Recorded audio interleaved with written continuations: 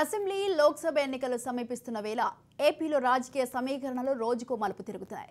అధికార వైసీపీ టార్గెట్గా టీడీపీ, జనసేన కూటమి కలిసి పనిచేస్తున్నాయి. జాతీయ ప్రయోజనాల దృష్ట్యా బీజేపీ అధికార పక్షానికి విపక్ష పార్టీలైన టీడీపీతో వ్యూహాత్మకంగా వ్యవహరిస్తోంది. బీజేపీని జగన్ ఎక్కడా టార్గెట్ చేసిన దాఖలాలు లేవు. బీజేపీ రాష్ట్ర శాఖ వైసీపీ పాలనపై దుమ్మెత్తి పోస్తున్న కేంద్ర నాయకత్వం గుమ్మనంగా వ్యవహరిస్తోంది. టీడీపీతో అలాంటి సఖ్యతనే పాటిస్తోంది.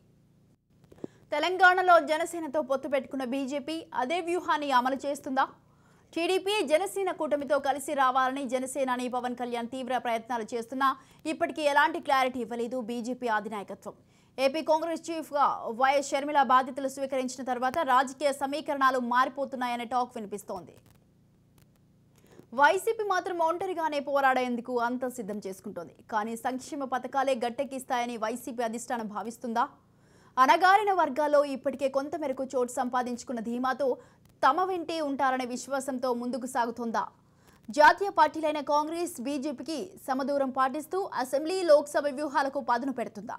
అసెంబ్లీ ఎన్నికల్లో తమకు మేలు చేసే పార్టీకే జగన్ జై కొడతారా అనే అంశాలపై ఆసక్తికరమైన చర్చ కూడా సాగుతోంది. చంద్రబాబుకేమో స్టార్ క్యాంపెయినర్లు దండిగా మంది ఉన్నారు. స్టార్ క్యాంపెయినర్లు అంటే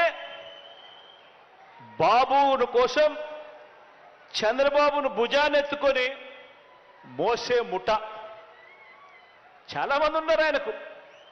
ఆయన ఏ మంచి చేయకపోయినా, ఆయన ఏ స్కీములు ఇవ్వకపోయినా, ఆయన మోసాలే చేసినా కూడా ఆయన గురించి డంకా బజాయించేందుకు, ఆయనను భుజాన ఎత్తుకునేందుకు చాలామంది స్టార్ క్యాంపెయినర్లు చంద్రబాబు నాయుడు గారికి ఉన్నారు. పక్క రాష్ట్రంలో, మన రాష్ట్రంలో ఎవరు ఉండరు, పక్క రాష్ట్రంలో ఉంటారు. వాళ్ళ ఇళ్ళు, వాళ్ళ సంసారాలు, వాళ్ళ కాపురాలన్నీ పక్క రాష్ట్రంలోనే ఉంటాయి. పక్క రాష్ట్రంలో పర్మనెంట్ రెసిడెంట్గా ఉన్న దత్తపుత్రుడు వీళ్లకు ఒక స్టార్ క్యాంపెయినర్ అయితే, పక్క రాష్ట్రంలో పర్మనెంట్ రెసిడెంట్గా ఉన్న ఆ చంద్రబాబు నాయుడు గారి వదిన గారు, ఆయన పక్క పార్టీలోకి వెళ్ళి చంద్రబాబుకు మరొక స్టార్ క్యాంపెయినర్. చెప్పాల్సిన పని లేదు, ఆయన వదిన అంటే అందరికీ తెలిసే ఉంటుంది అనుకుంటా. బీజేపీ నేత, రాజ్యసభ సభ్యుడు సీఎం రమేష్ నాయుడు వైసీపీ ప్రభుత్వం తీరుపై మండిపడుతున్నారు. మంగంపేట బైరాటీస్ను దోచుకోవడానికి ప్రభుత్వం పథకం చేస్తోందన్నారు. అవినీతి ఊబిలో కూరుకుపోయిన ప్రభుత్వం అంటే వైసీపీనే అంటూ ధ్వజమెత్తుతున్నారు. ఇక పొత్తులపై తొందరలో వివరాలు వెల్లడిస్తామని రమేష్ వెల్లడించారు. జనసేనాని ఢిల్లీ పర్యటన తర్వాత పొత్తులు తేలుతాయా లేదా అనేది ఇంకా స్పష్టత రాలేదు. రాష్ట్రంలో టీడీపీ, జనసేన కూటమితో కలిసిపోయేందుకు బీజేపీ రాష్ట్ర శాఖ మొగ్గు చూపుతున్నట్టు తెలుస్తోంది.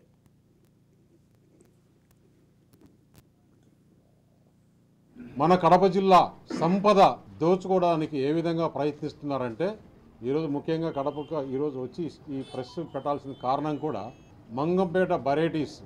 మామూలుగా ఆ బరేటీసు ప్రపంచంలోనే చాలా విలువైన బరేటీ, మన ఇండియాలో కూడా ఎక్కడ లేదు. ప్రపంచాలని కొన్ని చోట్ల దొరికే దాంట్లో అరుదైన మనం బరేటీస్. అటువంటి బరేటీసు మామూలుగా ఇంటర్నేషనల్ మార్కెట్లో 3 నెలలకు ఒకసారి ధరలు మారుతూ ఉంటాయి. ఇంటర్నేషనల్ మార్కెట్ బట్టి ఇక్కడ ఏపీఎంసీ గత కొన్ని సంవత్సరాలుగా 3 నెలలకు ఒకసారి టెండర్ పెట్టడము, మార్కెట్ రేట్ని బట్టి రిలీజ్ చేస్తూ వస్తారు. ఇప్పుడు దాని మీద కన్నుపడి రేపు ప్రభుత్వంలో ఉంటావో లేదో తెలియదు, నువ్వు తప్పకుండా 100% ఇంటికి వెళ్తావు. అసెంబ్లీ పొత్తుల సంగతి అలా పక్కకు పెడితే సీఎం అభ్యర్థి ఎవరనేది, ఏ వర్గానికి దక్కుతుందనేది రాజకీయ ప్రాధాన్యంగా సాగుతుంది. అంతేకాదు, టీడీపీ అధినేత చంద్రబాబు ఈ మధ్య మండపేట, అరకు స్థానాలకు అభ్యర్థులను ప్రకటించడం ఇప్పుడు వివాదమవుతోంది. దీన్ని పవన్ కళ్యాణ్ తప్పుపడుతున్నారు. పొత్తు ధర్మం ప్రకారం పాటించకుండా ఉండాల్సింది అని సున్నితంగానే స్పందించారు. పార్టీ లీడర్లకు క్షమాపణ చెప్పారు. వచ్చే సమావేశాల్లో మాట్లాడి దాన్ని ఎలా సరిదిద్దాలో సరిదిద్దుతాం. రాజోలు, రాజానగరంలో జనసేన పోటీ చేస్తుందని ప్రకటించేశారు. ఢిల్లీ ప్రయత్నాలను పవన్ ముమ్మరం చేయడంపై హాట్గా చర్చ సాగుతోంది. మా నాన్నే సీఎం అని లోకేష్ చేసిన వ్యాఖ్యలు, పొత్తు ధర్మాన్ని పాటించకుండా 2 అసెంబ్లీ సీట్లకు అభ్యర్థులను టీడీపీ ప్రకటించడంపై పవన్ కళ్యాణ్ కాసింత ఇబ్బంది పడ్డట్టుగానే కనిపిస్తోంది.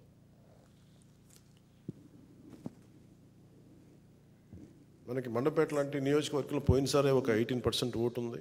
అది ఈ రోజున చాలా బలమైనటువంటి స్టేట్, దాదాపు 26 నుంచి 27 ఒక 10% పెరిగింది పోయిన దానికి ఈసారికి. నేను ఏం చెప్పానంటే వాళ్ళందరికీ, నేను కేవలం ఒక నియోజకవర్గాన్ని దృష్టిలో పెట్టుకొని మాట్లాడితే నేను నియోజకవర్గపు సంబంధించిన నాయకుడు అవుతాను. నేను బర్డ్ ఐ వ్యూ అంటే అది విహంగ వీక్షణ ఉంటుందా, లేదంటే బర్డ్ ఐ వ్యూ, ఆ బర్డ్ ఐ వ్యూని చూస్తే తప్ప నేను రాష్ట్రాన్ని సంపూర్ణంగా చూడాలి. దాంట్లో భాగంగా ఒకసారి కొన్నిపాటి ఏరియాలో ఇబ్బంది కలగచ్చేమో, పొత్తు ధర్మం ప్రకారం అలా అనౌన్స్ చేయకుండా ఉండాల్సింది. నేను దానికి క్షమాపణలు చెప్తున్నాను. ఖచ్చితంగా నెక్స్ట్ మీటింగ్లో దాని మీద వివరణ ఇచ్చి దాన్ని ఎలా సరిదిద్దాలో సరిదిద్దుతాం. కాగా ఏపీ రాజకీయాలలో సామాజిక అంశాలు కీలక భూమిక పోషించే ఛాన్సెస్ ఉన్నాయి. రెడ్డి, కమ్మ, కాపు సామాజిక వర్గాలు వివిధ రాజకీయ పార్టీలను ప్రభావితం చేస్తున్నాయి. బీసీ, ఎస్సీ, ఎస్టీ, మిగతా అణగారిన వర్గాలు ఇప్పటికీ రాజకీయంగా ఆయా వర్గాలతో పోటీ పడుతున్నాయి. తప్పితే ముఖ్యమంత్రి పదవులను దక్కించుకున్న దాఖలాలైతే అంతంత మాత్రమే. ఇలాంటి పరిణామాలు వైసీపీ, టీడీపీ, జనసేన కూటమిలలో ఆయా సామాజిక వర్గాలు అధికార లేదా విపక్ష కూటమికి దగ్గరవుతాయా అంటే గంపగుత్తగా ఏదో ఒక పార్టీని ఆదరించే అవకాశాలు లేవనే అభిప్రాయం వ్యక్తమవుతోంది.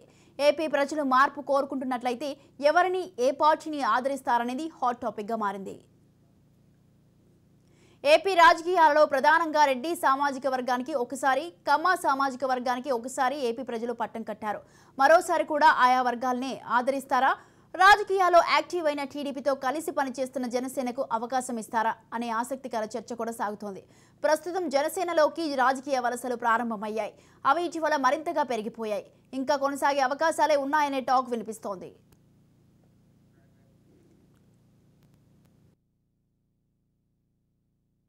దేశంలో అసలైన సిసలైన పెత్తందారు ఈ జగన్మోహన్ రెడ్డి. పేదవాడు నిరుపేదయ్యాడు. ఈ ముఖ్యమంత్రి మాత్రం కోటీశ్వరుడయ్యాడు. దేశంలో అందరి ముఖ్యమంత్రుల కంటే అత్యంత ధనిక ముఖ్యమంత్రి ఈ జగన్మోహన్ రెడ్డి అని చెప్పి నేను మీకు తెలియజేస్తున్నా. ఆయన లెక్కలే చెప్పాయి. 510 కోట్ల రూపాయలతో దేశంలో ఉండే అందరు ముఖ్యమంత్రుల సంపద ఎంత ఉందో దానికంటే ఎక్కువ ఈయన ఉందంటే అది ఈయన యొక్క వ్యవహారం. జగన్ ఒక రాజకీయ వ్యాపారి. అధికారం అంటే అతనికి ఒక దోపిడీ. బ్రిటిష్ వాళ్ళు వచ్చారు వ్యాపారం. ఎన్నికలు సమీపిస్తున్న వేళ అధికార విపక్షాలు పోటాపోటీగా ప్రచారం నిర్వహిస్తూ ముందుకు సాగుతున్నారు. ఎవరైనా చెప్పినా ప్రజల నిర్ణయమే శిరోధార్యం. గెలుపోటములను నిర్ణయించే ప్రజలు ఎవరిని ఆదరిస్తారో, ఎవరిని తిరస్కరిస్తారో తెలియాల్సిందే. ఎన్నికలు ముగిసిన తర్వాతే అప్పటి వరకు ఎవరి వ్యూహాలు వారికి ఉంటాయి.